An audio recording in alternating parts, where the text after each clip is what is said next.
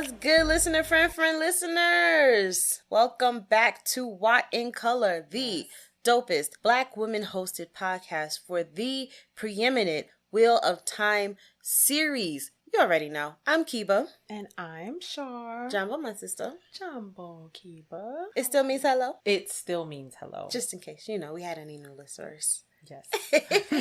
How's your week been? My week's been pretty full. Yeah. Pretty full. Pretty busy. Yeah. Mm-hmm. But here I am. Here we are. We are here, my sister. Yes. It's another beautiful Wednesday. It is. Shout out to WoT Wednesdays. Yes. Shout out to WoT Wednesdays. And us being a part of that. Isn't Still that a little dope? trippy. I know we are like 5 episodes in, but I think I'm going to have to discuss my shock every single episode. So bear with me. I don't think I will ever not be in awe. Yeah. Of the fact that this is actually happening. Yeah, I know. I don't think I will ever get used to it. And it's planned and it's mapped out and it's doing well because we got some really dope ass friend listeners. We do. Which we appreciate so much. Yes. Shout out to y'all. Hi, how you doing? Hi, listener friend listeners. We're going to Jordan Con. Less Less than a month away. Yes, sir. So what we like for you to do is be prepared for us because we come bearing gifts. We're going to have gifts. We're going to have gifts.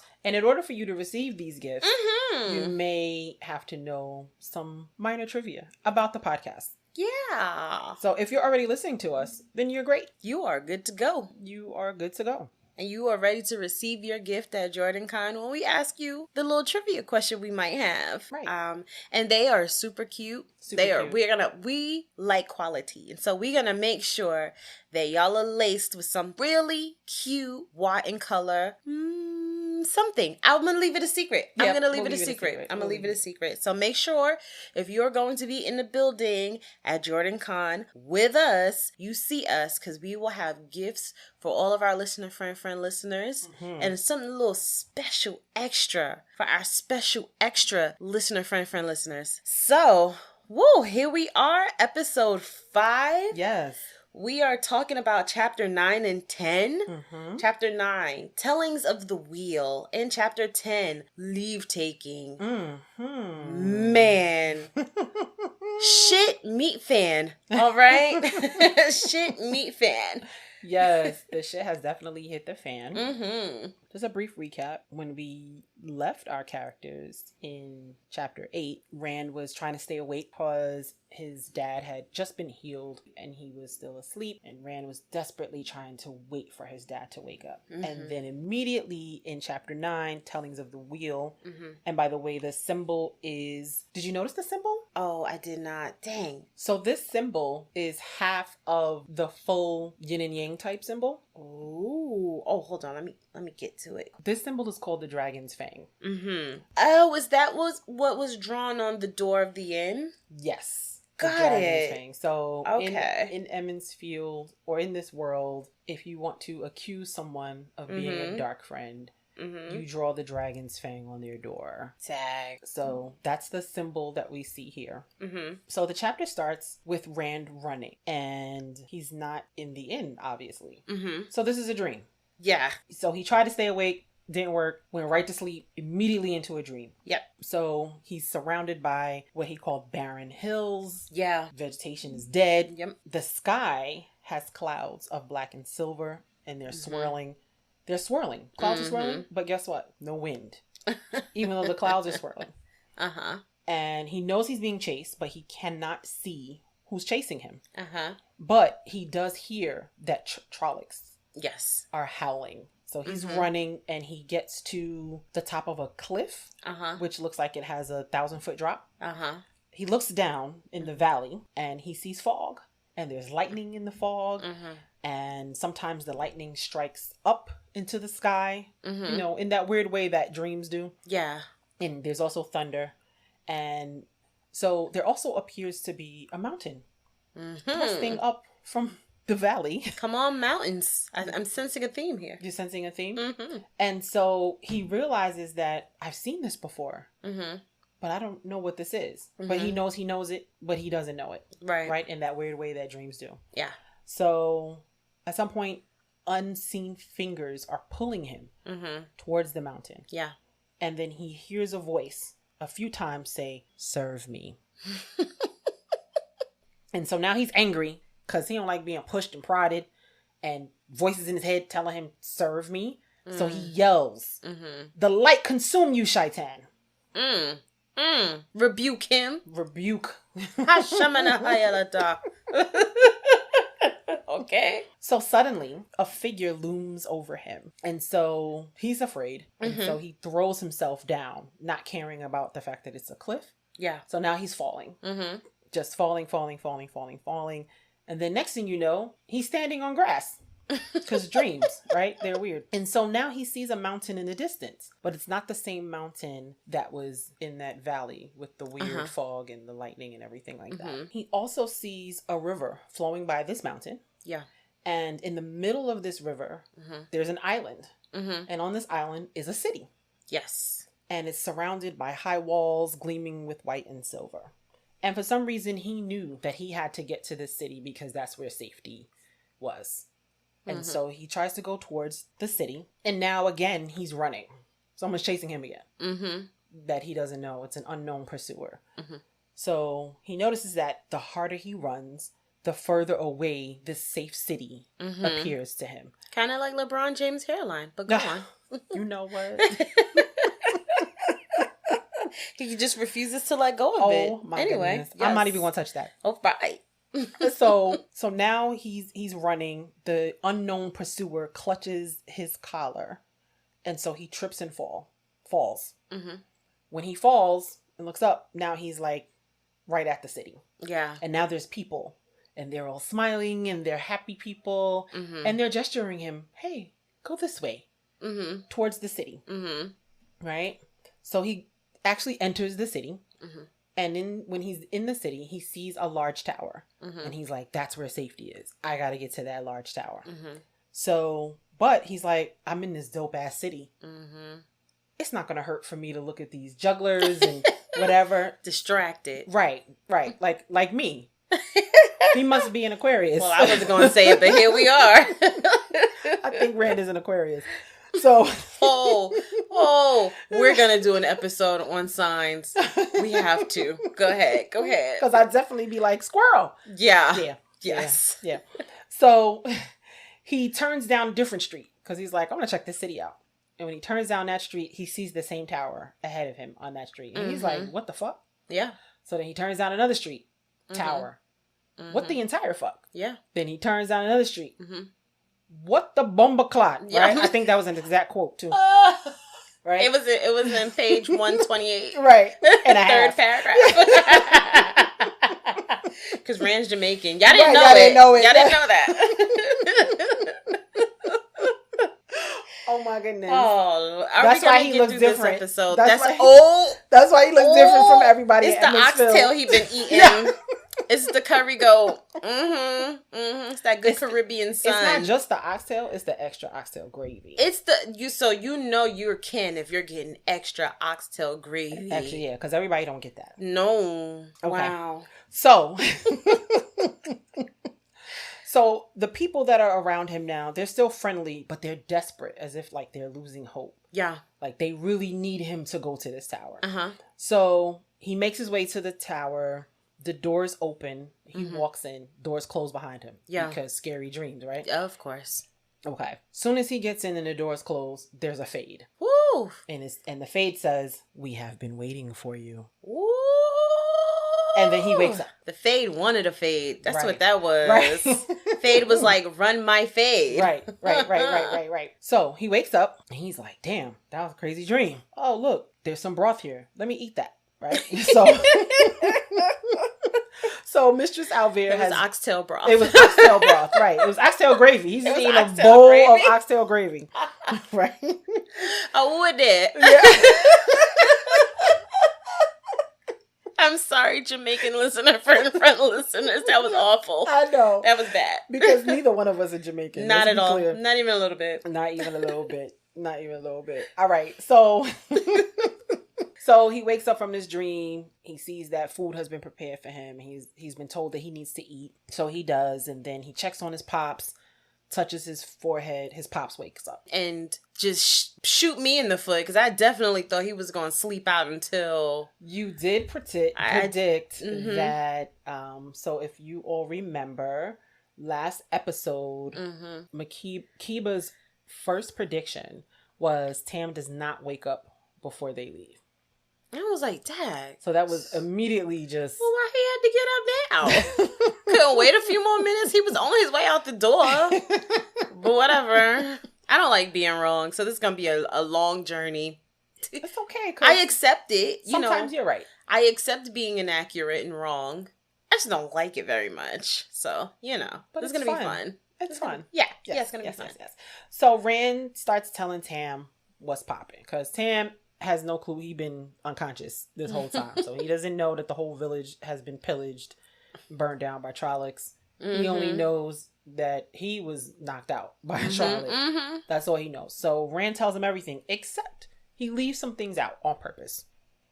He does not tell his dad that the black cloaked rider was actually a fade. So that was confirmed by Lan. Remember he asked Lan while Tam was being healed, if I would have told you about a rider and a black cloak and blah, blah, blah. And Lan was all mean and was like, yo, it would have been dope if you would have told me that. And Moiraine was like, be easy on the boy. It wouldn't even made no difference. But he told him that was most certainly a fade. So he chose not to tell Tam that black cloak rider that he saw was actually a fade. So I found out that interesting. He didn't mention anything that Tam said during his fever dream. Didn't bring up the fact that Tam said... basically, I'm not your daddy. That would have been good to bring up, though. At that moment. Yeah, that would have been... When it's just the two of them? Yeah. Yeah, I agree. Missed opportunities, but okay. He also didn't mention the nightmare that he just woke up from. That's okay. So that's important to know. Yeah, so... And then Tam starts telling Rand that Aes Sedai don't lie, because Rand basically explained to Tam, Aes Sedai said that we have to leave. The Trollocs chasing us. And so Tam was basically like, wait a minute, tell me exactly what she said verbatim. And Rand's like, who the fuck remembers what people say verbatim? And then Tam was explaining, well, the Aes Sedai always tell the truth. But the truth that you hear may not be the truth. The truth that you need, or the truth for that moment. Right. So their words are true. But they may say it in a way where it's like, wait a minute. What did she just say? So, truth they tell isn't always the truth you think it is. So after some discussion, Tam agrees that Rand would be safer in Tar Valon if, in fact, the Trollocs are chasing him and his friends. And so Tam begins to put his son on, like, all right, let me tell you about these waters and Aes Sedai. Yes. Because why does Tam know that stuff? Side note. Q. Right. TNAs. Right. Why do you know that stuff? So Tam starts telling him about the water and Aes Sedai bond. Tells him basically, if you tell anything to Lan, you automatically told it to Moiraine. That's right. And then Rand starts to think of the things that he's heard of about Aes Sedai and waters in the stories, which apparently all the stories are true. And he's heard that waters, they heal more quickly. They can go longer without food or water or sleep. And they can sense Trollocs and other creatures of the dark if they're close enough. Wow. To it. So he said that explained how Lan basically warned the village and woke everybody up like, hey, Trollocs are coming. Yeah. Because he can sense them. Yeah. So Tam is like, so when you leaving? Next week? Rand's like, nah, Pops. We rolling out tonight. Tam was like, well, damn, let me go get my britches. Hold on. Nobody told me. I'm just going to let me sleep through this. Hold on. Let me get my good boots. Right. So suddenly Lan comes in the room and was like, yo, sheep herder, there's trouble. One box in the nose. I'm telling you. One shot and he'll just stop all that shit. But go ahead. So Rand leaves with Lan and they go downstairs and they look out the window. And apparently a crowd has surrounded Moiraine. This Charlottesville ass and I'm sorry, go ahead. So apparently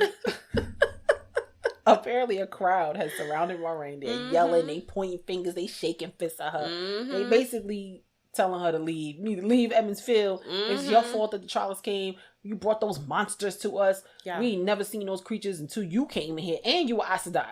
So we just need to roll out, right? And basically, the mayor shames them for being ungrateful. And he starts naming people. He like, hey, you, I seen your boy walking. Trollocs broke his leg. Yep. But now he walking because Moiraine healed him. Like, y'all should be ashamed of yourself. He names a bunch of people and basically calls them out. Yeah.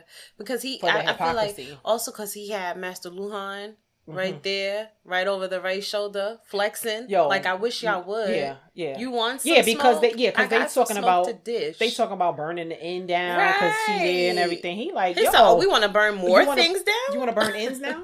Somebody talking about burning inns? Like, what's let me remind y'all, I can whip all y'all asses. Right. Blacksmith. Yes. Then all of a sudden, Moiraine speaks, and for some reason, her voice is really, really, really loud, and they can hear her.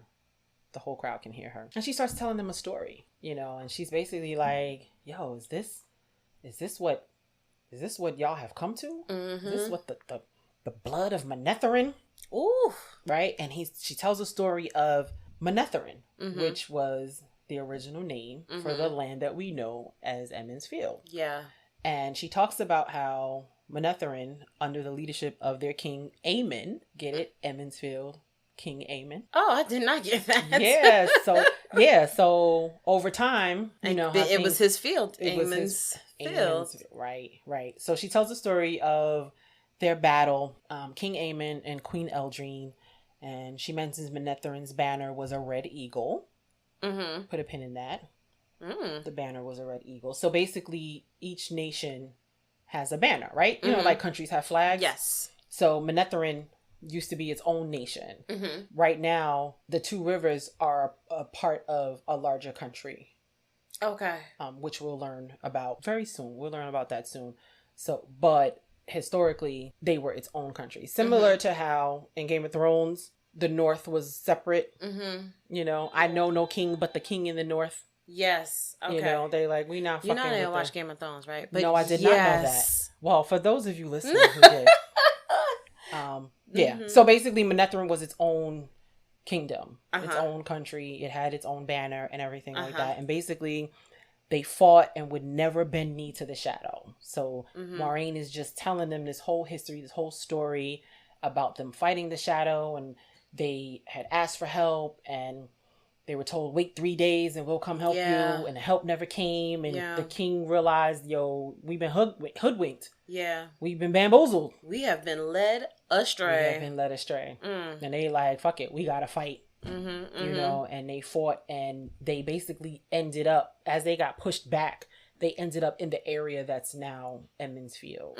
And so all of these Emond Fielders are descendants of the people of Manetheren. And so Moiraine is basically like, what happened to y'all? Are y'all punks now? Fathers right. was the bad bitches of the East. Right. And here you, not nice word, bleep, come in here. I felt the read in the story. She definitely read them for filth. Ooh, down. She did. But it reminds me of the tenacity of the people of the two rivers, right? We talked about before how their whole village was basically burnt down by Trollocs or whatever. And then they was like, all right, well, guess we got to clean this shit up. Yeah. Because even Tam was like, how's the farm? Like, excuse me? You almost died. And he's like, I'll just borrow some sheep. We'll just start over again. Wait a minute, Pick themselves right up. Yeah. So in a way, I feel like the blood of Manetheren is still there. Yeah, it's just slightly. It just don't want to fight no more. Yeah. Well, they're just not in those circumstances anymore. Right. They don't know anything about war and fighting like that. Right. But whatever that is that gives them that resolve to not be defeated, even in defeat, that has never changed. Yeah. And that's what I appreciate about that story. I think it's really, really powerful.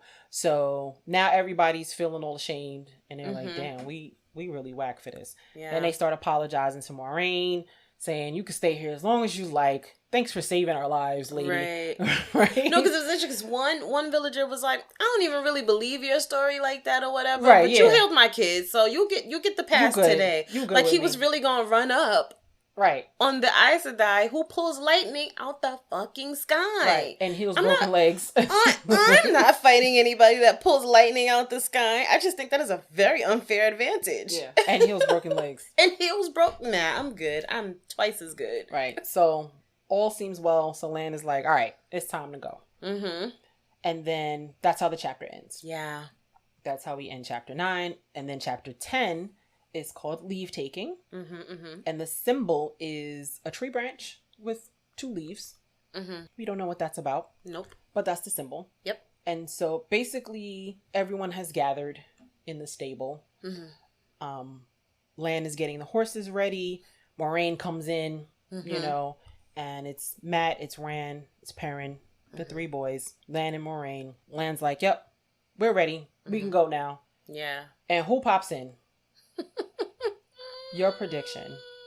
Bum, bum, bum, bum. She was like, not without me. Egwene was like, not without me. So let's remind the listeners what happened last week. Yes. You predicted, your prediction, you said, I somehow think that Egwene is going to hear about them leaving and will somehow start trailing them along the journey. Yeah. She been ready to leave anyway. She been, yep. Look at your prediction Look coming at it. true. Look at that. She Was just like, so I'm going to take the horse on the left. Right. I've got all my food and water. Right, I'm good. I have been prepping for that. I don't know where y'all been. Right. But I smelled it in the air. Right. Okay. Right. And they like, how you know?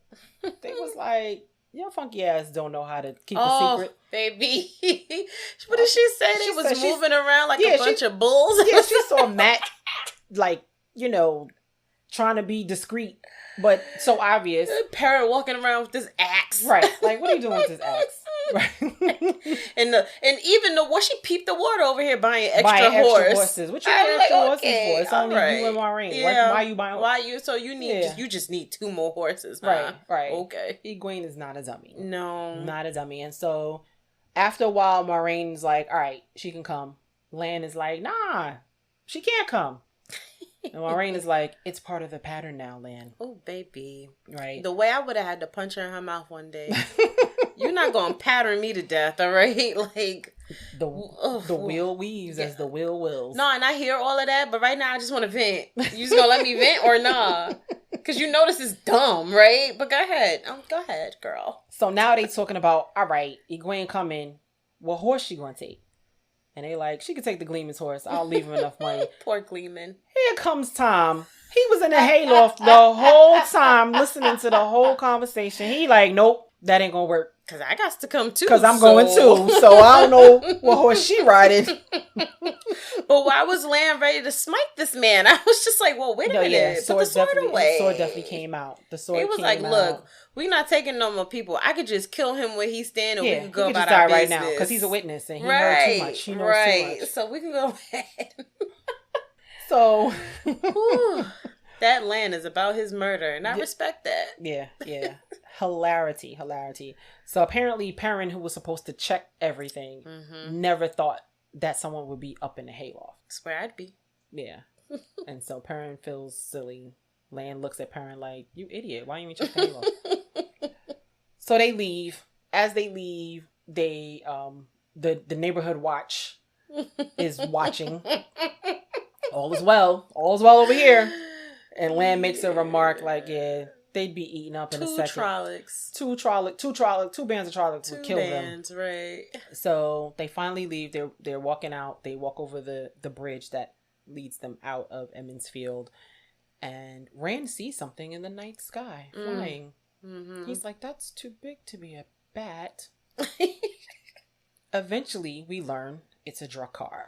Drakkar. Okay. And they're like, oh, shit.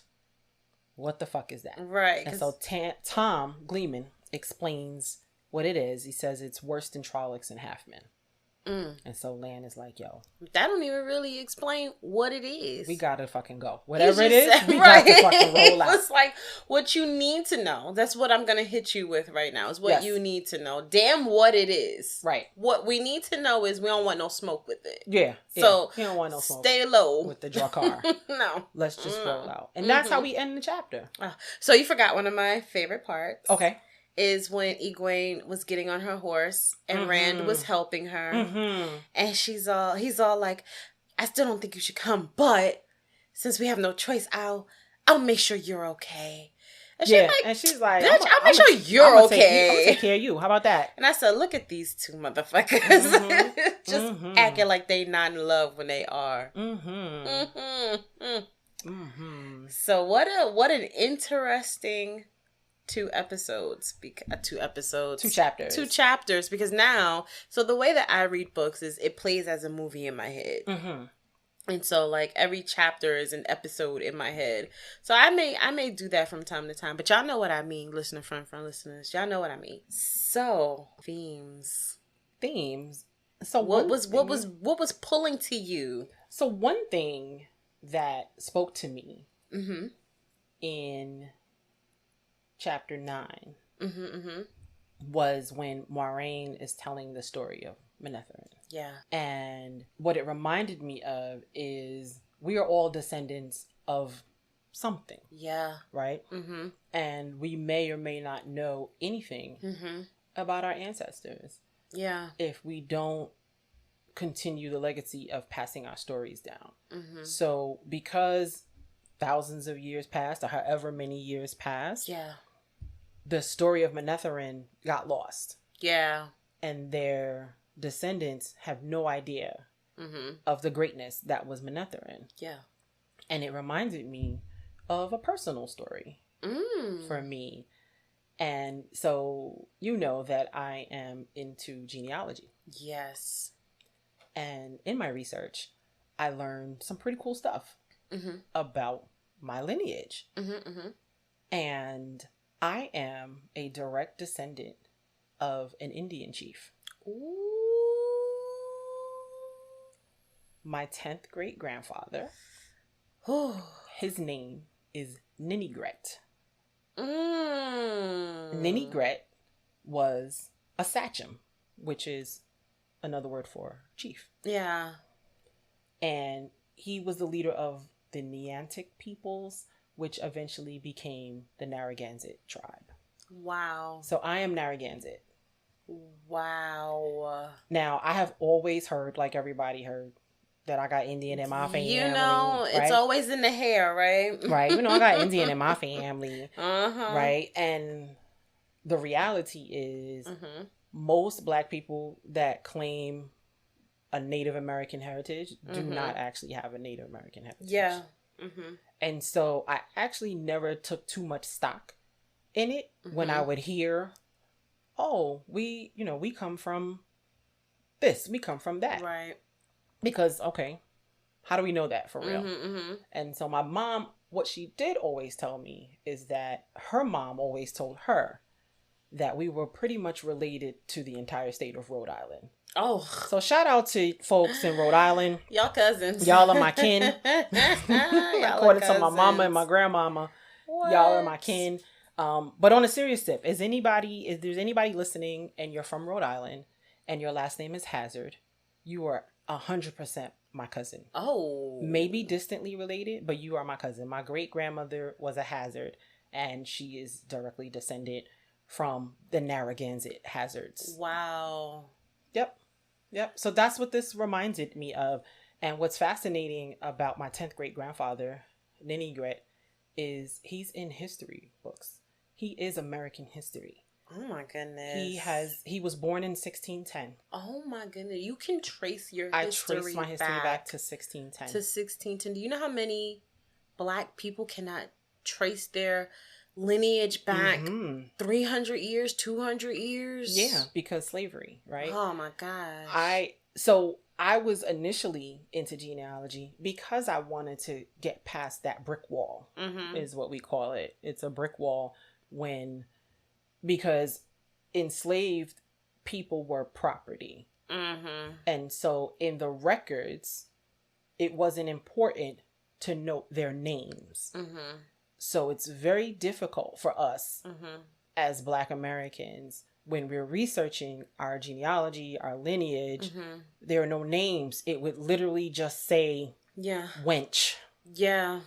And the wench's age. Because, right, when you're listing your animal stock, right, you're not saying, I have a pig named Bessie. No.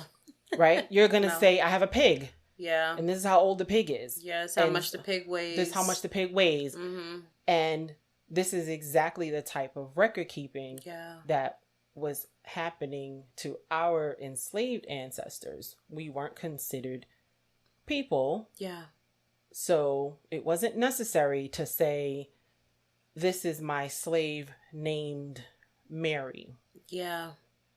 So when you're doing the research, you kind of have to figure out, okay, on this plantation, there was a woman who was enslaved and she was such and such years old. Yeah. And does this match up with, you have to put all the puzzle pieces together, and it's very, very difficult. Yeah. And that was my goal, to get past the slave trade and go beyond that. Yeah. And to try to say, well, what country were my ancestors stolen from? Or what countries were my ancestors stolen from? Yeah. But in doing that, I learned about my Native American heritage. Is that on your mom or your dad's side? My mom.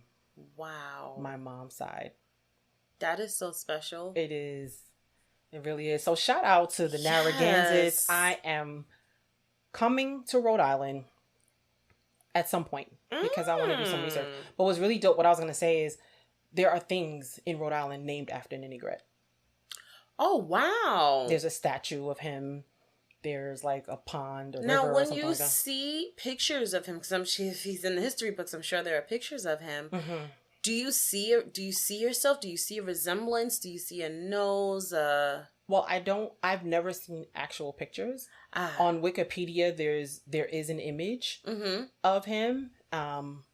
And I never really looked closely on that image because it was drawn or something like that. Oh, okay. So it may not even be all of that accurate. Yeah, because in 1610, you know. Okay, right. No one had an iPhone. Right. no one had the Polaroid camera. Right. That you needed to shake and let dry. Got it. No, yeah, that makes sense. I got you. But I mean, we had artists, but I don't know.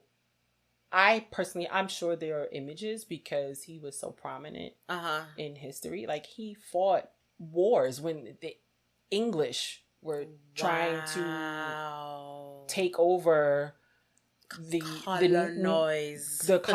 When the colonizers were trying to do their colonizing thing, there were lots of wars, and he's mentioned in King Philip's War. There's a King Philip's War that he was mentioned in, but it's just so fascinating. And I have been in touch with some of my family members who actually were born and raised in Rhode Island, and a few who actually live on the reservation.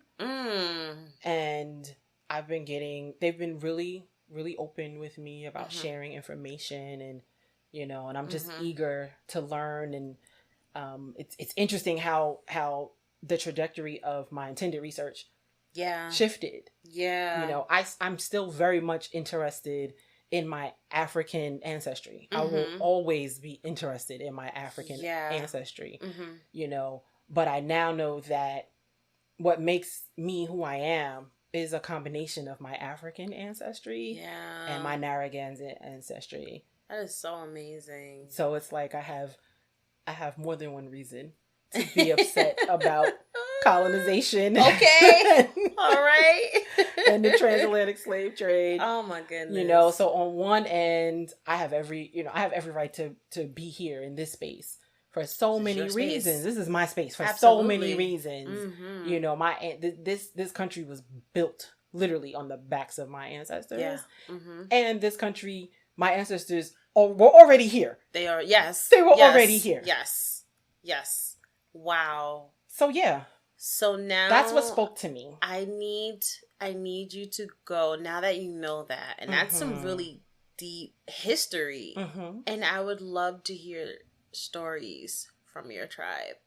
Okay. Because I'm gonna have to collect them. Right. I'm gonna be Maureen, who likes to collect stories, right? Because Maureen, no, she is the story. She is the story. I'm sorry. She is the story. I forget that's what you say. She is the story. I'm not wrong. But anyway. Yeah, I would love to hear, because you made the point of being like, I want to, trace this back, and bringing it back to the the book, Mm-hmm.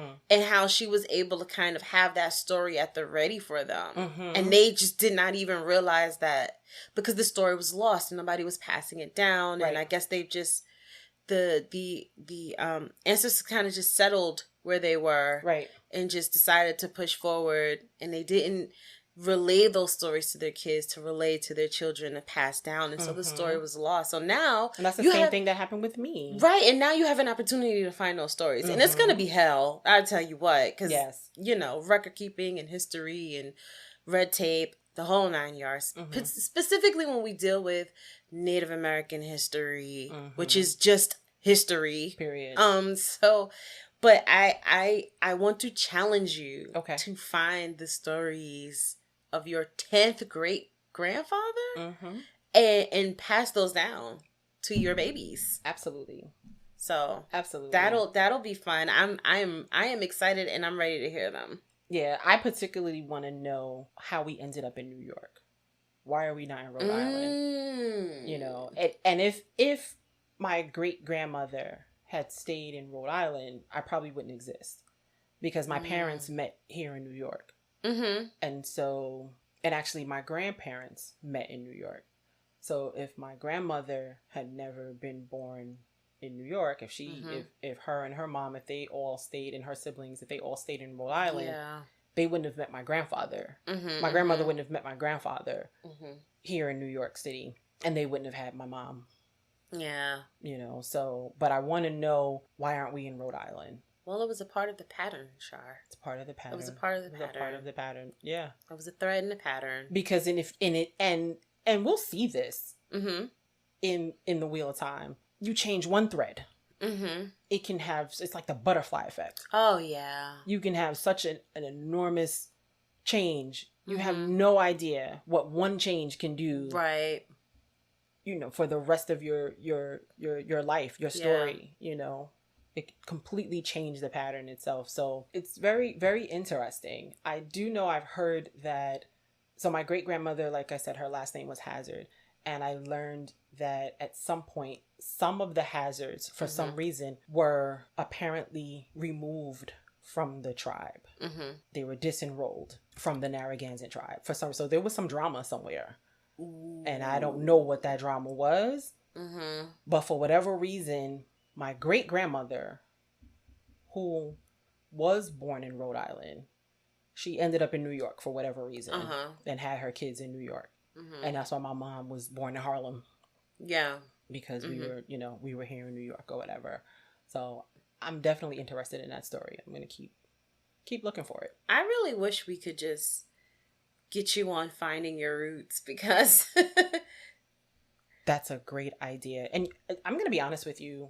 Speaking about Finding Your Roots, I was actually considering writing the show to be on it, because I have other mysteries. Yeah. I found out that on my dad's side, my grandmother, his mother, her biological dad is actually a white man. Wow. Who we don't know. My grandmother's half white, and we never knew it. And anybody who could have solved the mystery of that is no longer living. Tag. But DNA and record keeping, census records, etc., marriage licenses, death certificates, putting all of those things together, we learned that my grandmother was actually half white. That is crazy. And she probably never knew it. She probably thought she was just like, because we're not a monolith. Yeah. Right? We come in so many different shades and everything.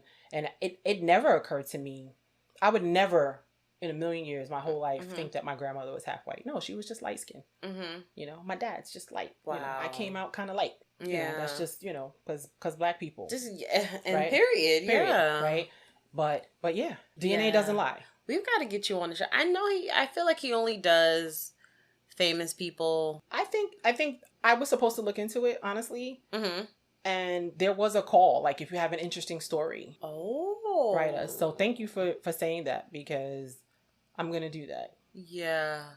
Yeah, because I want to, but I couldn't even, I would have to do some real, like, hard research to even figure out stories of my third or fourth grandparent. my grandmother is here. She's still very lucid.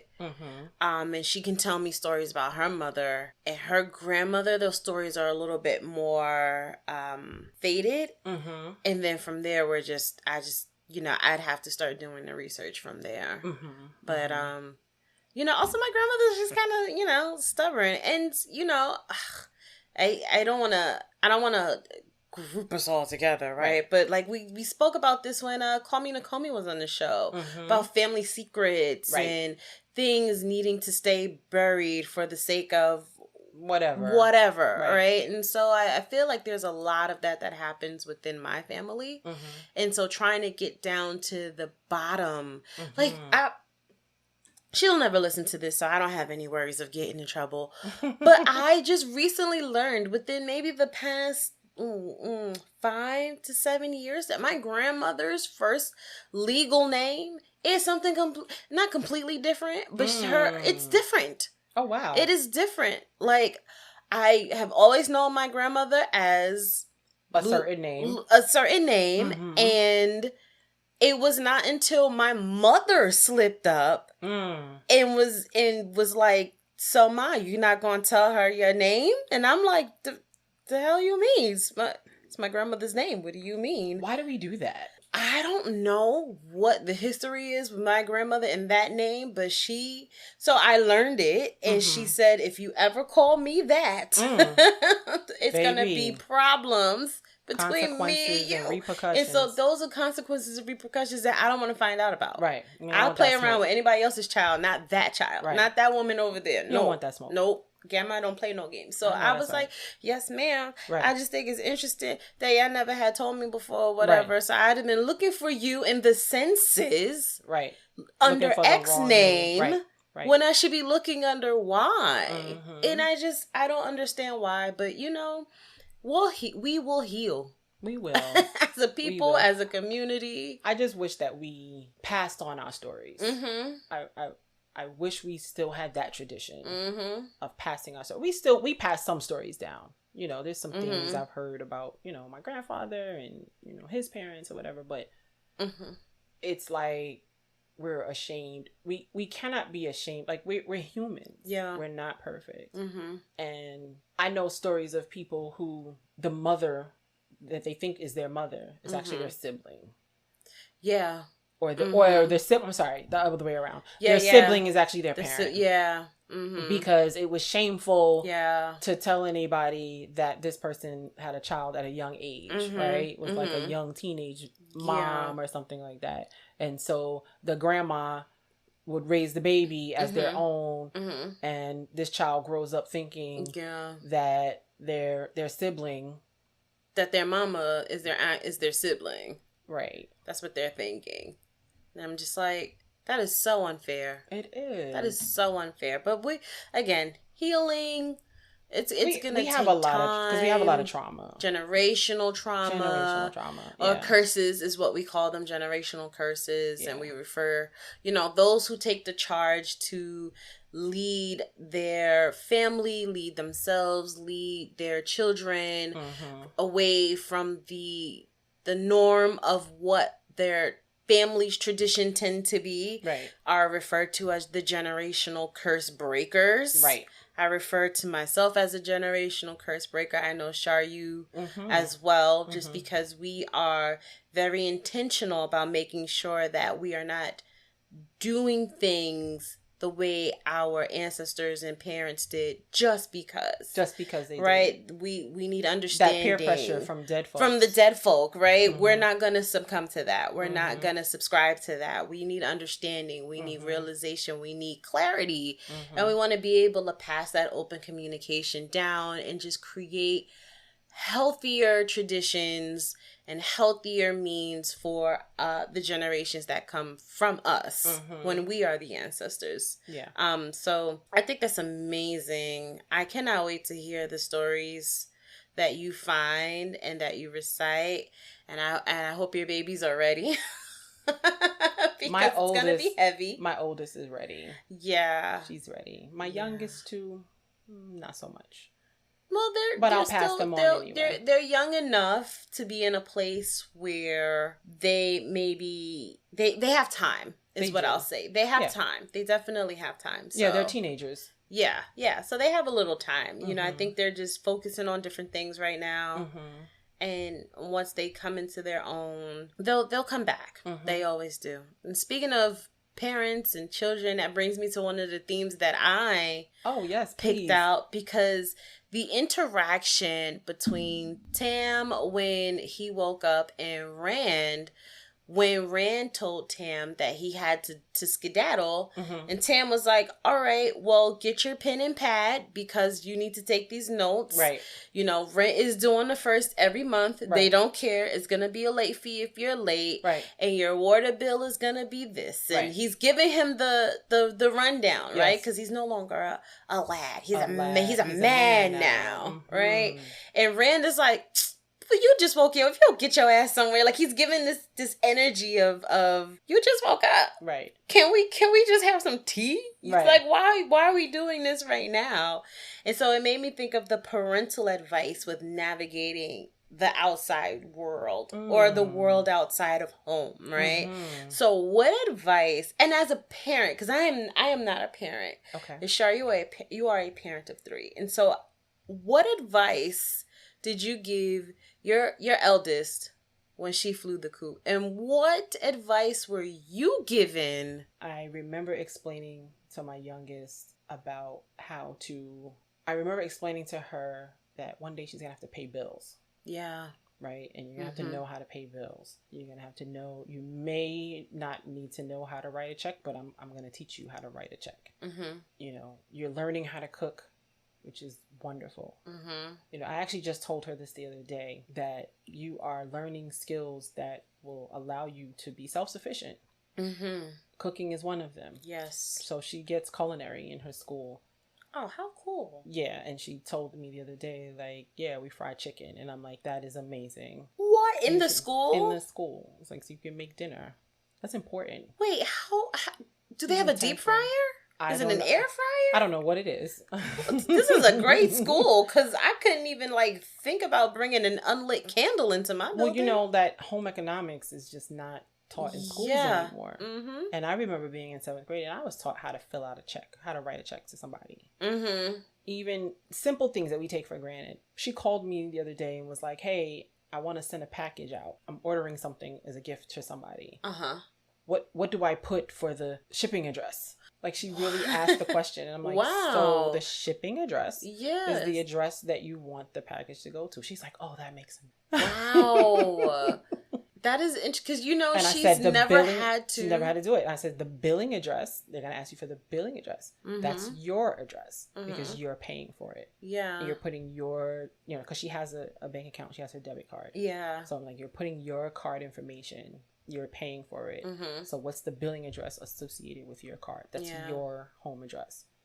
Shipping address is where you're shipping it to. Yeah. And my daughter is very intelligent. Yes. Like genius level. Yeah. But there are things that we take for granted because that's not her experience. Right. You know, I've always said being intelligent has nothing to do with knowledge. Oh, yeah, for sure. Because if information hasn't been given to you, you don't have that information, doesn't mean that you're stupid. Has nothing to do with your level of intelligence. Right.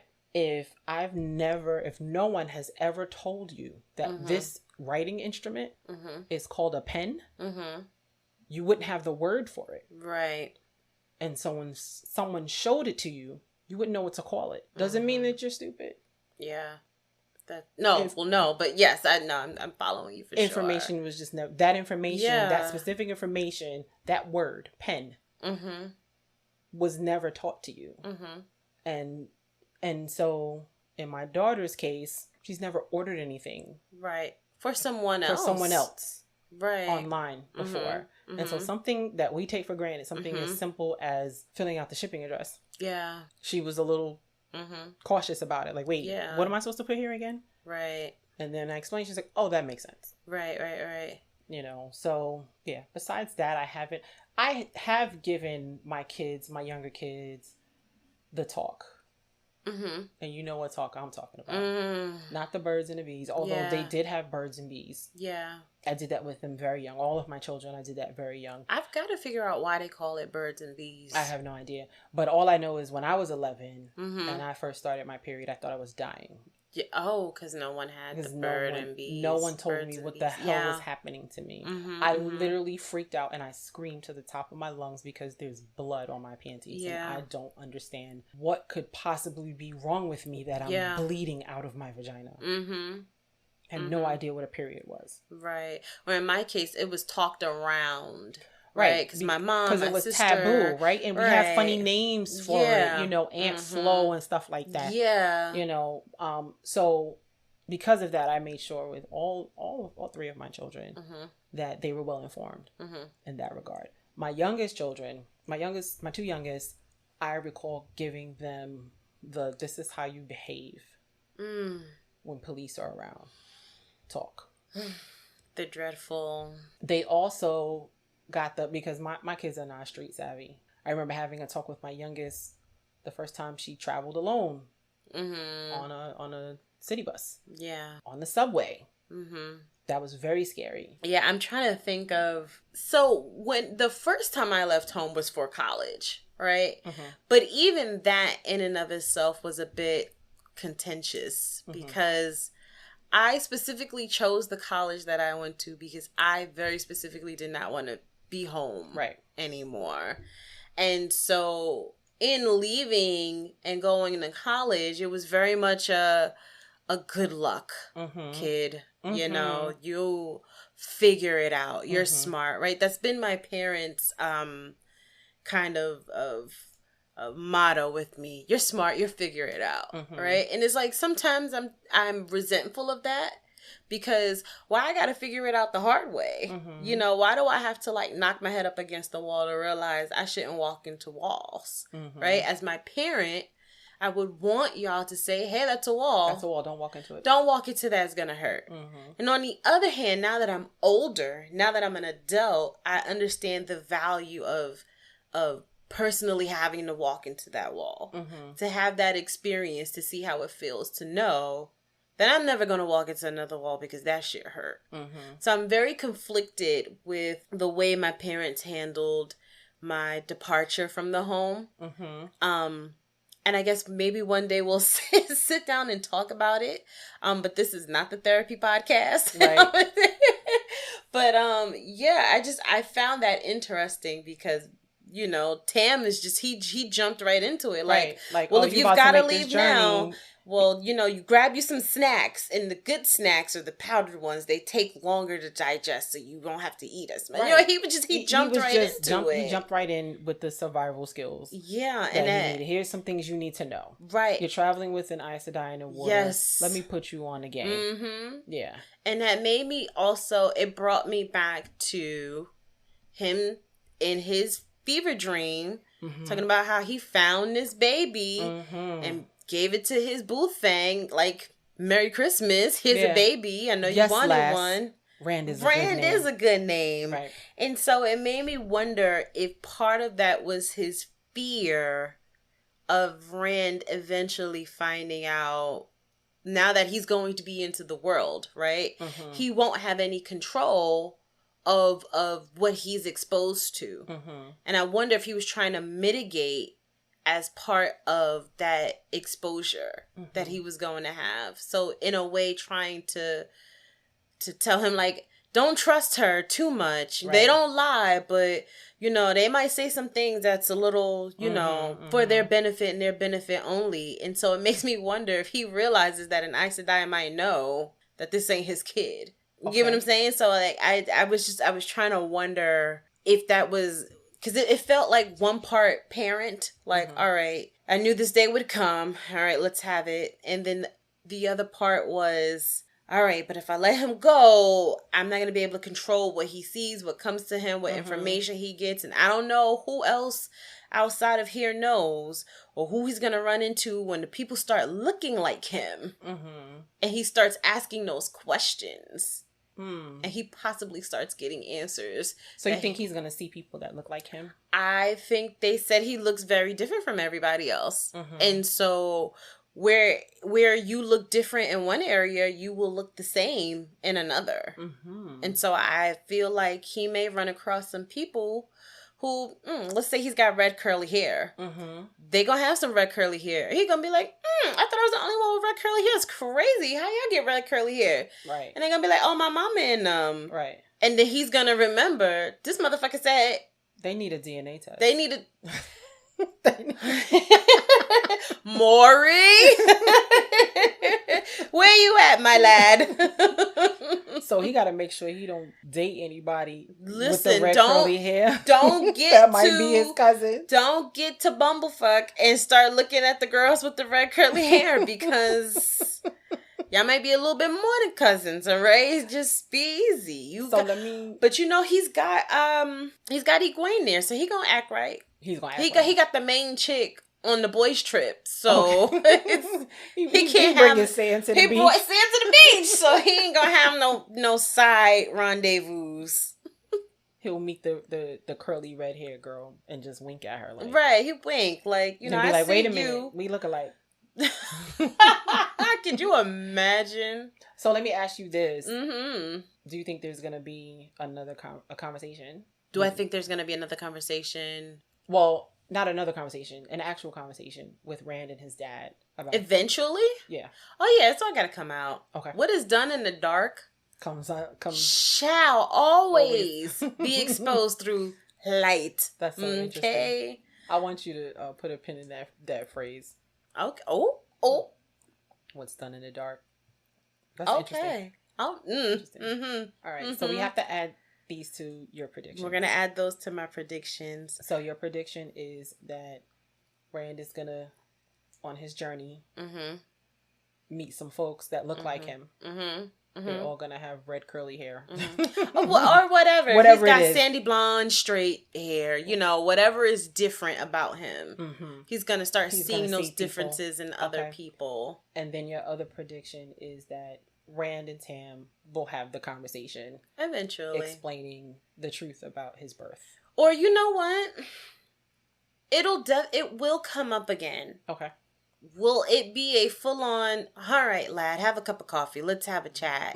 I'm not sure, because part of me really feels like Tam's got to kick the bucket sometime in this series. Oh, okay. I do feel that way. I feel like Tam's not going to make it. Okay. How far he makes it, you know, who knows how heavy RJ's hand was. So do you think that if Tam, in fact, does not make it, will they have a conversation before he kicks the bucket? It's going to be like those Chinese movies where it's like, and one more thing. It's going to be his last dying breath. Yes. Your mother was an Aes Sedai from Tarvalon. She's with the Green Aja. Rand's mom is an Aes Sedai. She died during war. Of the Green Aja. You heard it here Your first. father was a murderer. Damn. They mated. Not the Aes Sedai and the Murdrell having a kid. You're half Aes Sedai, half Murdrell. I can't. Oh. And then that's it. He dies. With no DNA test. No DNA test. And Rand going, no. That's how book 4 ends. Oh, snap. It's going to be in book 4. It's going to be in book 4. It's going to be in book 4. Yo, I'm dying right now. I'm dying right now. Listen. Okay. It's going to happen. Y'all heard it here first. Keba's asinine predictions. I'm going to make that a thing. I'm still writing it down as a prediction. Okay. It's that book Rand's 4. Mother... Maybe, okay, book 8. Let me push it back. Book 8. She gonna write it down, so it's book 8. It's book 8. Rand's mother is an Aes Sedai, the Green Aja. And Rand's pops is a Murdrell. Now, somebody in the Discord, please slide over to the non-spoiler channel in the Discord and let me know what a Green Aja does, because I have no idea. I just picked a color. Do you want to know what like the nail salon? Pick a color. Pick a color. You want to know? You want to be spoiled? No. You want to know what the Green Aja does? Oh wait, would it be a spoiler? Is it pertinent to the story? Let's move on. Okay. Never mind. I shall wait. I shall bide my time. All right. What do we have next? We could do a couple more themes. Okay. So, I don't have any more. Okay. That's what do fine. you have? So, the one thing that really struck me, and this might just throw me down a hill, is the mob mentality. Oh, yeah. Let me tell you something. I hate it. I wanted to fight every single Emmonsfield villager that walked over there with them damn tiki torches. Not the tiki torches. You know they was tiki torches. They was definitely tiki torches. Talking about burning down the... And for what?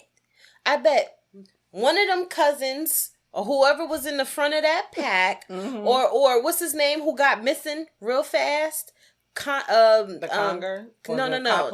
No. What was his name? Damn, let me look it up real quick because he got missing. He got gone. As soon as that story started, he slunk like Homer Simpson like into that meme? into the bushes. He was like, oh, I knew this was a bad idea, and you were right. Okay, Senbui. It was Senbui. Senbui was like, yeah, we should. Gone with the wind. Where are you, Sen?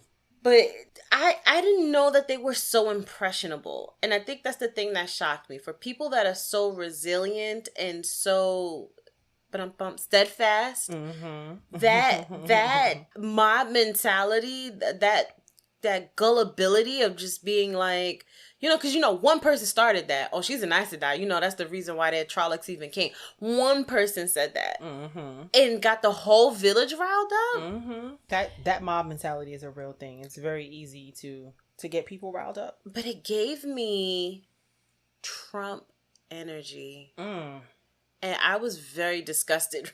I was super disgusted. So when Moraine was telling her story and her walking stick, which I gotta get me one. I'm finna get me one. I'm finna get me a walking stick, y'all. It's a dub on that. I know that's right. And she had the lightning coming out of the end. I was like, smite them, sis. Strike them all down, because how dare they? I think she did that for effect. Like, pay attention to me. Well, of course, because you would have got my attention too. Right. But I absolutely was just like, take them down. Take them all down. And then you ain't got to sneak out of the village. That's hilarious. Just go on, girl. But I definitely see what you're saying, because I felt like with Trump, a lot of people who were closeted bigots were empowered to show themselves. Oh, yeah. So in many ways, I was appreciative of that. Because people, co-workers, I'm like, oh, that's how you really feel. Yeah. Got it. Got it. And I worked with you for 20 years and never would have thought. Now I know. Oh, well, I've always known, because I worked for a very large company that was very white, male-centric, leading. And in 2016, when Trump got elected, the hats were everywhere. The flags were everywhere. Yep. The discourse was so disgusting. Yep. And it was as if they were given this key to open this door to just shit freely on everything that they saw. And it was in my presence. Right. It was no longer done behind the closed door. Trump has empowered them. Oh gosh, I was so disgusted. And then of course, because if the president of these United States can show his ass. Yeah. And then, of course, we had January 6th, which this also reminded me of, right? You had one person who said, the election was stolen from me. Walk your ass into this building and go steal it back. Right. And then we had an insurrection attempt. I was just like, that's wild. I've never called for somebody to be arrested so fast. I was just like, jail him expeditiously. And so just that idea of, sorry, I started thinking about my mom, right? And the mom mentality, right? And she would always say, because there are, you have friends. And when we're younger, we want to do what our friends are doing. And Right. so my mom would always hit me with the, if your friend jumped off off the cliff, would you do it too? And at first I'm indignant. Are you crazy? I would never in my life. Right. And then now I'm a little older. I'm like, well, what friend is it? Right. Am I jumping in to save them? Right. You know? So there's how high is this cliff? Right. Is it like leg is there breakable? water? Or yes, like what am I diving into? Right. I got questions. Right. QTNAs. Right. But it just made me think about this idea of the mob mentality versus the being down for your friends and just wanting to do hood rat shit with your friends, which I want to do sometimes. I want to do hood rat shit with my friends. Are you saying that you could be swayed into mob mentality activities? I think everyone in the right mob. I think everyone has the ability to be persuaded to do mobbish things. I don't think there is one person who is so fiercely independent that they wouldn't, be tempted in any way, shape, form, or fashion. Because I tell you right now, my very best friend, who I call my brother, one of the most independent, don't like people, don't need people persons. I'm sorry. Are we doing this? Keba's laughing. I'm going to share this with y'all. Oh, no. Keba's laughing because she's looking at my face. And those who know me, I wear my heart on my sleeve. She is talking about her fine ass. Yeah. Yes, I have a crush on Keba's brother. Hi, brother. Okay. I cannot wait for you to get to this episode. Yes. Neither can I. Hey. Oh, my God. Call me. I told him he can come on the show because he watches the show. Please he watches he watches the Wheel of Time show on Prime. So okay, he will be a guest one day. We'll need to have him in person. No Zoom business. Sure. I'm sorry, and I digress. I forgot. You were saying, Keba? Skip it. Never mind. Skip it. Maybe that's why it's a bad idea for us to do this podcast in person. Maybe we should be on Zoom. I kept our asses on Zoom. Let's talk about acceptance. Okay. Sure. What would you like to tell the friend listeners about acceptance? Well, that was a theme that I pulled out because when do we let things be and when do we push back? Okay. And the conversation that made me start asking those questions was between Lan and Maureen. Okay. Where, can I come? He's like, hell no. And she's like, well, shit. It's the thread. Done. The thread is already done. It's already part of it's a part of the pattern now. And he's just like, and he's like, like, and you can tell and he was so defiant too. Like, when Tom popped up and was like, yeah, I'm coming with y'all too. When he was like, is this part of your pattern too? Right. So it made me wonder because, it also brought to mind that famous little ditty, God grant me the serenity to accept the things that I cannot change, the courage to change the things that I can, and the wisdom to know the difference between the two. And so I was just like, Is this where we are? Is Maureen on the far end of the spectrum and Lan is on the other? Maureen is definitely accepting everything things that cannot be changed. And where is Lan in that? Lan is so damn practical that he's concerned about safety. He's concerned about risk. He doesn't give a goddamn about having the serenity. Right, just even the way that he addresses people, right? Sheep herder, blacksmith, right? Get your asses up. So what does he call Matt? He hasn't addressed Matt yet. I don't think he's addressed Matt yet. So that's funny. Like, what the hell was that? Somebody's getting an email. Damn, what's that mean? No, this thing should be on mute. It might be me. Anyway, that's fine. We might not even edit that out. Hey, y'all. So, so what are some things that you struggle to accept? Things that are just a part of the pattern. Things that I struggle to accept. That's a very heavy question. We could totally skip it. Which I would have to think about. Yeah. We could skip it. I have to think about that. Let's put a pin in that. Because that is a heavy question. Because that's almost like a question for therapy. And I don't even know. I was going to say, I don't even know if that's something I want to share. Fair. That's totally fair. Yeah. So then there was one more thing that I wanted to talk about in terms of like the themes that spoke to me through these 2 chapters.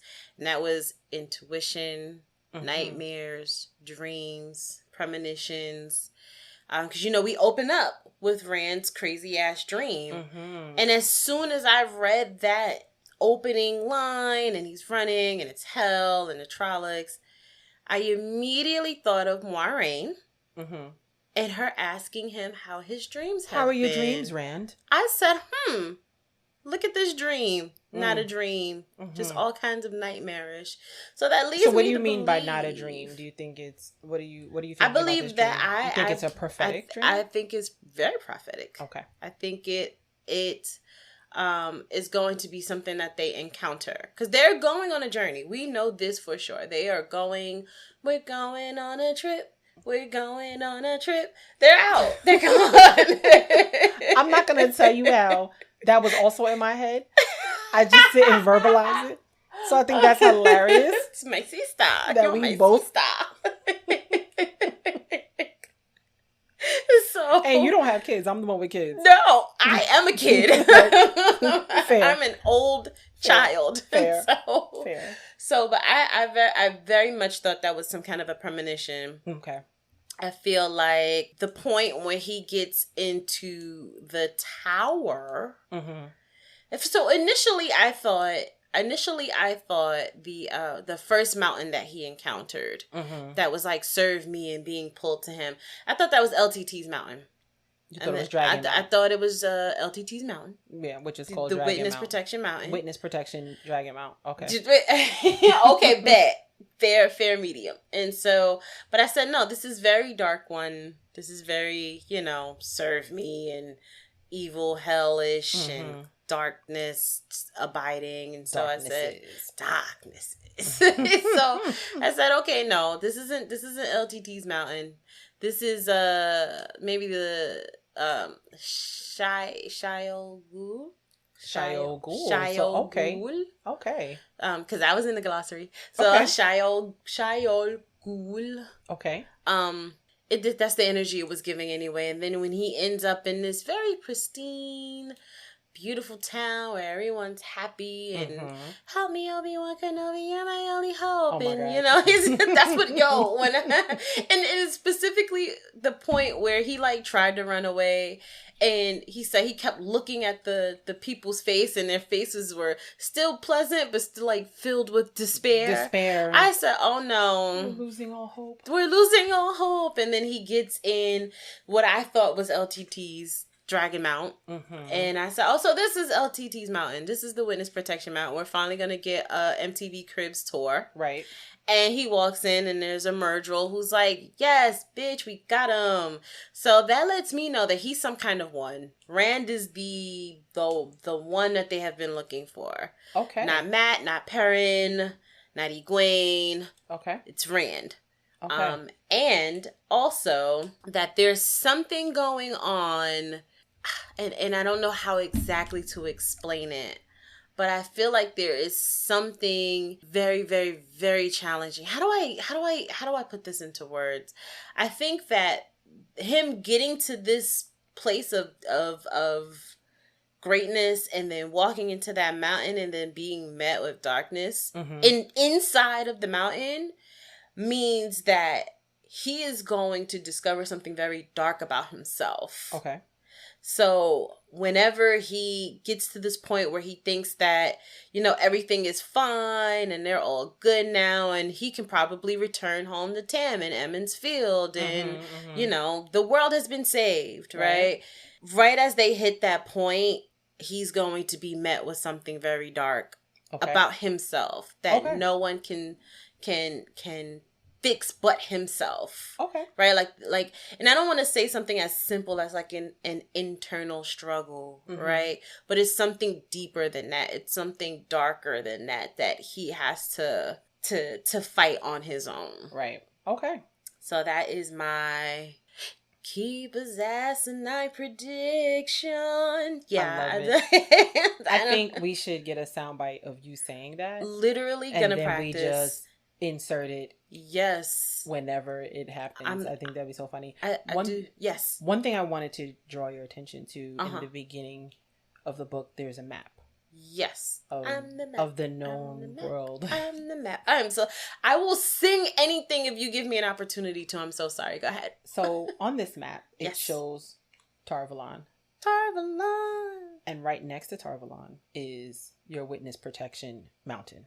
Oh, yeah. Okay. So, in fact, when you're in Tarvalon, the mountain is like off to the distance. It's right, like it's visible. It's visible. Yes, it's visible in the distance. It's almost like that's their that's their skyline when they're in Tarvalon and they look out. They're looking at. They can see the Dragon mountain. Mount. They can see Dragon Mount. Just the FYI. Okay. All right. And I figure since that's on the map in the beginning of the book, it's not spoilery for you. Okay. Well, you know what? Because that's where they're headed. They're on their way to Tarvalon. They're on their way to Tarvalon. Yes. Which sits right in the sights of your witness protection mountain. But it's interesting. So now that I'm like really trying to do a deep dive, right? Now I should probably write this down to add to our predictions chart. But there are 2 mountains in this dream. In the dream, yes. In the dream, there are 2 mountains. And you could either go towards the big red mountain that is screaming, serve me, and pulling at you, or you can go to the big white mountain that looks all pleasant and happy. But once you get inside, there's something you have to tackle.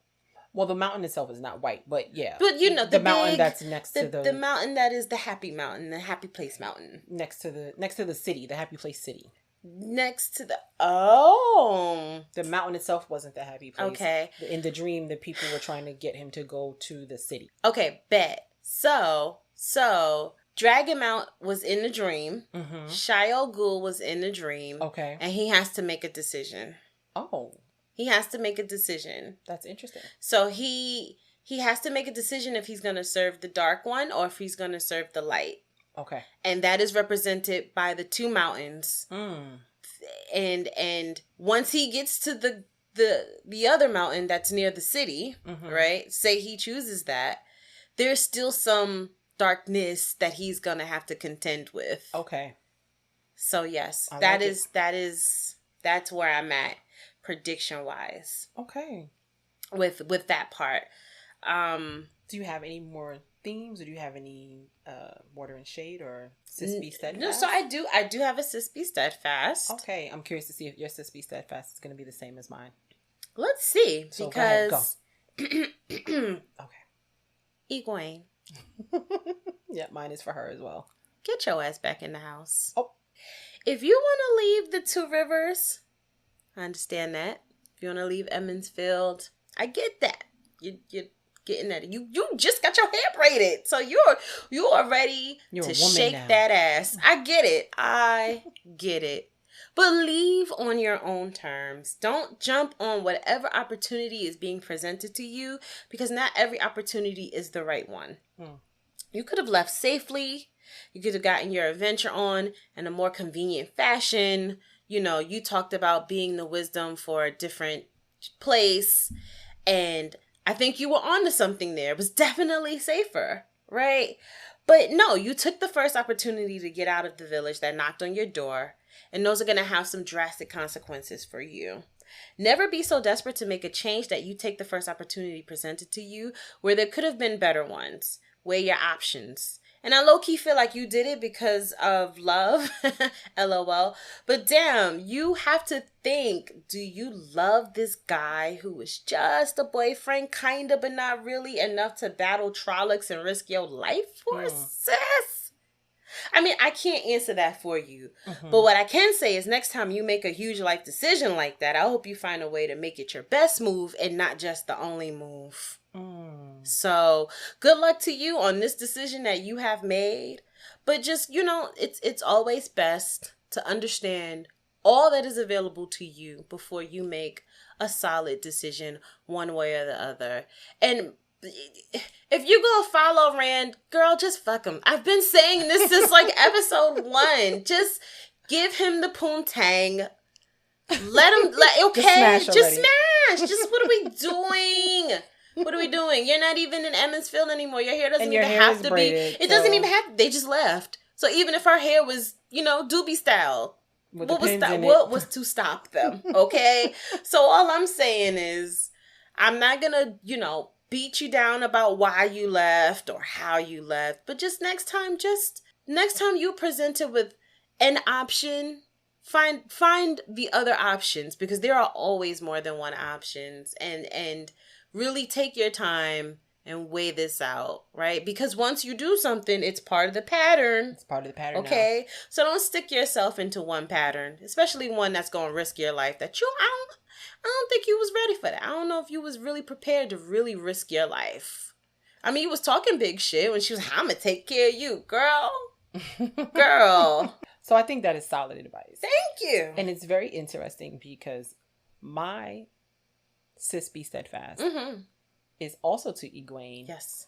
And after hearing your advice to Egwene, my advice seems like supplemental. Yeah. Okay. Advice. Yes. So my advice is slightly different. I came from the perspective of, and let me just talk to Egwene for a moment. Yes. Egwene. Yes. Sis. It's really dope that you stand your ground and make sure that you get the adventure that you seek. Seems like you're pretty stubborn. You're going to go. Regardless of the wonderful advice that Keba has just given you. You've already made up your mind. Yeah. You're going. So my advice to you is very simple. Be careful. Be steadfast. But be careful. Because you just make it exactly what you seek. That adventure that you're looking for, you just might get it. Be careful what you ask for. That's my advice to Egwene. Ooh, girl, that's a good one. She out here writing checks that ass can't cash. That's all I'm saying. I low-key feel like she about to be an Aes Sedai in training. Can you become an Aes Sedai, or is that lineage? Like, you have to be born into it? We will find out. Okay. I feel like if this is something like the Woman King, where you can like train for it, I feel like she's definitely, because she was gonna be a wisdom. She was like, I don't know nothing about being a wisdom. I'm gonna be a wisdom. So now she's on an adventure. So we have to write that down. Yeah, now she's on an adventure. I'm thinking if she can become an Aes Sedai, like for training, she finna do it. Okay. So I heard it here first. Yep. Yeah. Do you have any water and shade for anybody? You got any shade? Who you got shade for? I do. So I originally wanted to give it to Sembui, but at least that follower knew how to beat feet when he needed to. So this goes out to the entire village of Emmonsfield. Got it. Y'all have a lot of audacity and nerve thinking you were going to press the same woman who just saved y'all lowly asses from the Dark One's little lackeys. Part human, part dark serving animal, all evil trollic thingies. Like, really, how dare y'all? Right. The Tiki Torch Patrol got the peanut gallery to press an Aes Sedai like she couldn't blink y'all away, and then had the nerve to ask her to leave after she shaved your asses and healed your wounded. She gave y'all this empowering story about your ancestors, and y'all gonna hit her with the, I don't believe you, but thanks for saving my kid, I won't bother you no more. Someone needs to knock some sense into these people, and I almost wish she would have made an example out of one of y'all fools so that the rest of y'all scaredy cats got gone. But all of you, curses to your crops, because that was pitiful and disgusting. And I just, they pissed me off so bad. You gotta take a deep breath. So I had to take a beat but how dare you? How dare, I really wanted her to just singe one of their toes off, the little toe, so they can still work the crops. Just a pink, give them a little limp. You gonna shoot me in the pinky toe? Oh, you motherfucker, you shot me in the pinky toe. Yes. She should have sliced off one of their little pinky toes. But, I get it, right? Because when you act in the way that they expect you to act in, it only creates more discernment. I mean, more issues, I'll say. And so, that's something that we face. right? The code switching and yes. how to act. And so, you know, I got this idea. I felt it in her staff that she wanted to smite somebody. But she couldn't. Right, but she was just like, if I smite somebody, people. that's going to be the story of the Aes Sedai for the next 3,000 years. Right, so right. I'm going to go ahead and I'm going to let Lan scare the shit out of y'all. It's like when your mama tell you, don't embarrass me. Don't embarrass me in this store. When we get in here, don't ask for nothing. Don't say nothing. Don't touch nothing. Right. It was so giving that. She was remembering all of that, and she's out here in this world. She's like, yeah, I can't smite nobody. Yep. Damn. So let me see if I can reflect. Right. So this behavior will reflect on all Aes Sedai. Just like our behavior in the store will reflect on our families. Exactly. So because the first thing people will say is, her mama don't train. But, right. They ain't got no home training. They got no home training. So I just my heart went out to her. Curses to their crops. I hope it rains for the next 6 months and y'all can't grow no carrots. What the Caribbean? What's the Caribbean say? You don't have no brought up sea. No brought. I will not confirm nor deny that because you don't have no brought up sea. My WoT In Color kin in the Caribbean, go ahead and email us and let us know if that's what y'all say. Or drop it in our Discord. Or drop it in the Discord. We're having big fun over there with the wretched. So just come on in. The water is warm, girl. Yeah, and there's plenty of shade. Speaking of shade, I have one. Give it. Very simple. All right. Perrin. Ooh. Why you ain't checked the hayloft? Not. All you had to do was look up. I think he was too shook. Oh. All you had to do was look up, Perrin. That's it. That's all I got.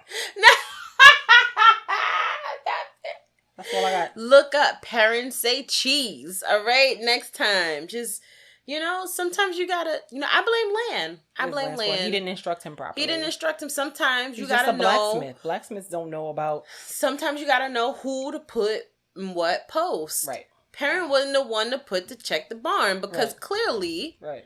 Perrin head is always down. He's a blacksmith. Right. So why would you have him look up? But I think Rand is taller than everybody. Should have had Rand. Should have had. I mean, because granted, Rand was, Rand was elsewhere, but Rand was asleep. Yeah. but he was worried about his he was having a nightmare. When Perrin should have been checking the hayloft. But listen, I think we've covered everything. Is there anything else before we wrap up? No, I think what else? I'm trying to think if there's anything else I had with the predictions. Oh, so I said Rand is in trouble. You in trouble, girl. You in danger, Molly. I'm going to change my prediction and say that he is the Dragon Reborn. You said that. You said Rand. Oh, I said that? Yes, I said that? Okay, sorry. Okay, sorry, y'all. We talked about the places where he was going to traverse. Oh, here's an interesting one. I think that the story that Moiraine told, outside of being, the origins of Emond's Field and the ancestral plane connection to the people, I think that was the origin stories of how the water and the Aes Sedai relationship formed. Really? It's giving... Okay. So there was one part where she was speaking specifically about Emond and his wife. The queen. And she says when he died, she knew immediately. She felt it. And I remember them saying that was the same thing with the water and the Aes Sedai. I'm so glad you picked up on that. Yes. Yep. Is it? Am I right? I don't know. Girl. But anyway, but that's interesting. But that's the same connection that the water and the Aes Sedai have. And so where I initially thought it was like, oh, this platonic best friendery, right? Where maybe it's a little bit deeper than that. Maybe it's a little bit. I don't think Lan and Moiraine are a smashing. I don't. Yeah, Lan don't give me I like to fuck energy. So but. I think their origin stories are from. I think Lan will fuck the shit out of somebody. I feel like he has the capabilities to. I just don't think that he. You just don't think him and Moiraine is getting down. Yeah. Okay. Particularly the way TB speaking to her sometimes. he'd be like, come on now, like, the car is packed. We got to beat feet. We got to go. Car's packed. It's gassed up. Let's go. We're gonna lose night. Right. But yeah, I think that was there was just the parallels there that made me believe that this was the origin story of the water and the Aes Sedai. Okay. And how that relationship came about. All right. And then also what also made me think of that was because Rand specifically made note that he knew what the benefits were for a water being connected to an Aes Sedai, but he didn't know what the benefits were of an Aes Sedai being connected to a water. So if they had any. So the relationship dynamic is being brought up on multiple levels. So that I was just like, okay, they keep bringing this up. It's almost like a foreshadowing thing. And so I that is my prediction. Okay. All right. And one more prediction. Okay. Tam's pops is going to catch up to them. He's going to catch up. He's going to catch up. On the way. Because he knows. He knows what's up now. He knows what's up. Okay. And I think that's why he wasn't supposed to tell anybody, but he did. Right. And so Tam is like, well, I'm going to rest up. I'm going to get this energy. I'm going to eat this broth. And then I'm going to catch up with y'all on the road. You mean oxtail gravy? The oxtail gravy. No, that's only for Rand. Tam gets broth. He don't get no oxtail gravy. Right. He might get a honey kick if he's special, but he ain't getting no oxtail gravy. That's for Rand, okay? That's hilarious. But yeah, he's going to catch up to them because he knows everything. He knows they're leaving. He knows where they're headed. And that's his son. So he's finna go, Rand already got the sword, got the blicky on deck. So I think I think he's gonna catch up with him. Okay. Yep. Those are my predictions. All right. You heard it here first. And we shall see. All right. So yes. Do we have any big ups? We do. First and foremost. Well, not first, but definitely foremost. Well, then that would make it first. I'm sorry, y'all. It's been a long week. I'm tired. It's okay.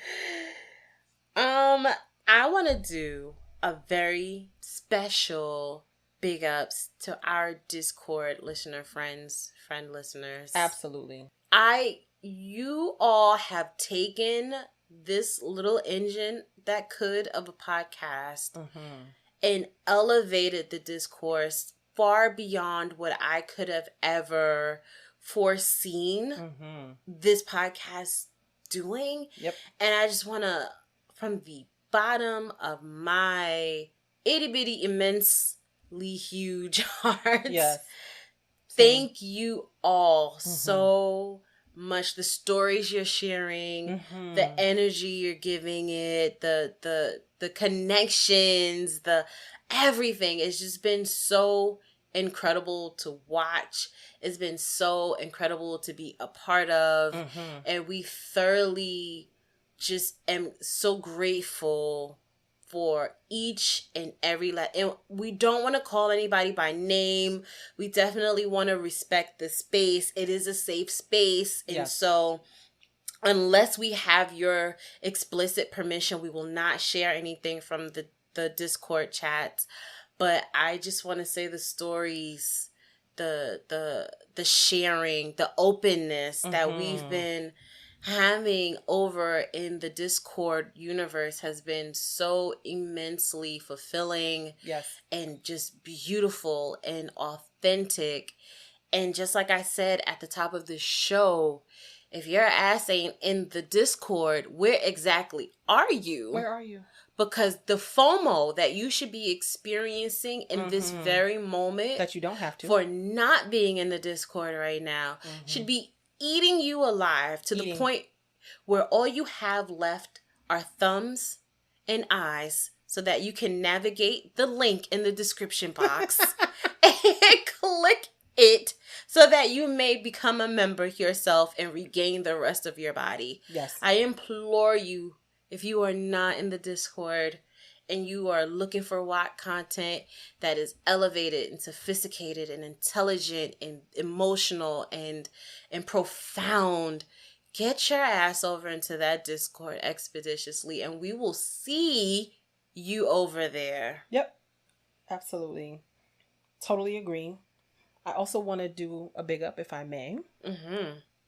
My cousin Hey, has a guys. podcast, and her name is Kyria Tahira.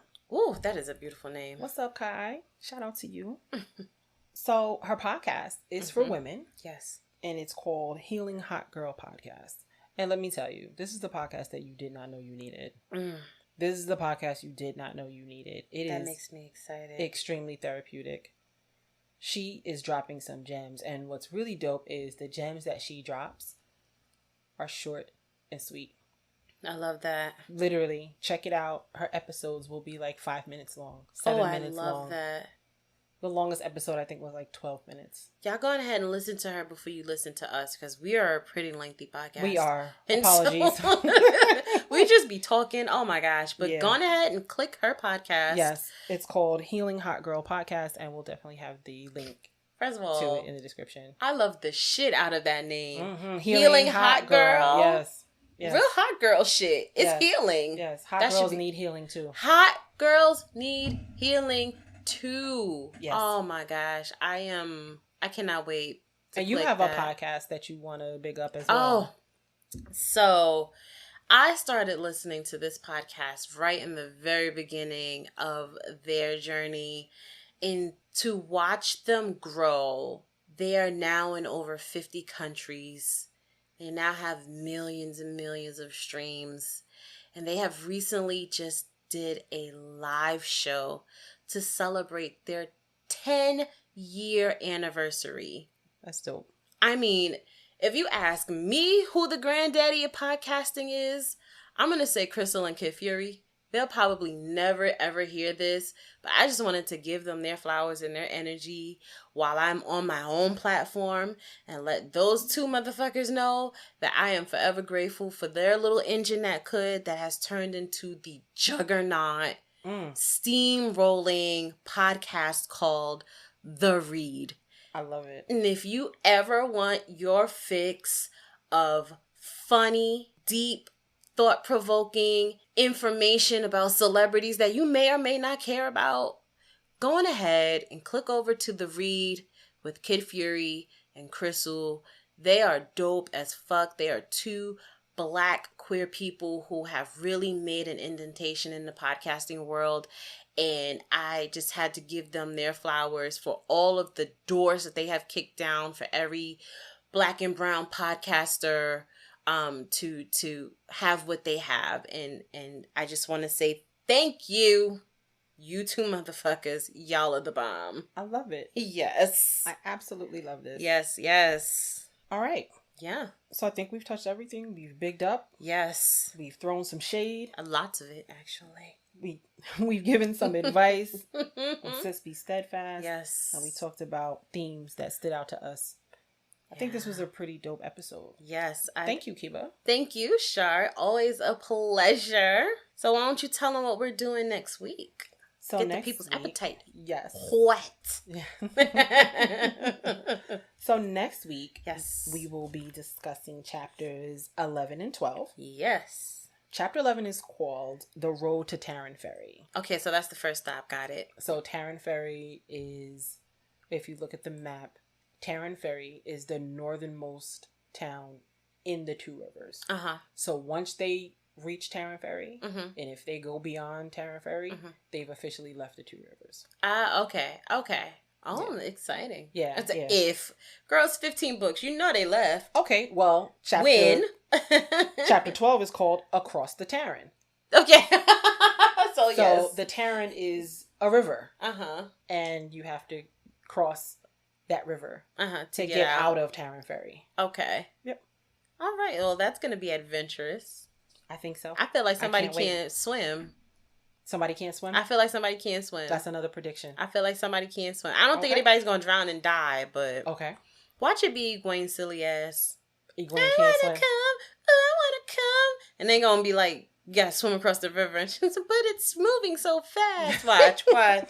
Watch. I'm adding that to the prediction. Okay. That Egwene can't swim is going to be a problem. Yup. She's going to have to get on Rand's back. I I love it. All right. Yes, but in the meantime, y'all know where y'all can find us on social media, Facebook, Instagram, Twitter. You know that's at WoT In Color. And you know you can listen and subscribe to us on Spotify, Apple, YouTube, Google, TuneIn, Audible, Amazon Music, of course by searching WoT In Color. And if you are listening to us on SoundCloud, let us know so that we can make sure that we're not leaving you out, because we're up there too, okay? And you can chat with us on our Discord server by clicking the link tree in our bio or in the description box below. And if you have any questions, you can send them to wotincolor@gmail.com. You know, everything is open. We over there too. Slide on in the DMs. Please. All right. Well, thank you so much for listening to WoT In Color. Remember to come in love and go in peace. Just don't let any of the threads in the pattern choke your ass on the way out. Deuces!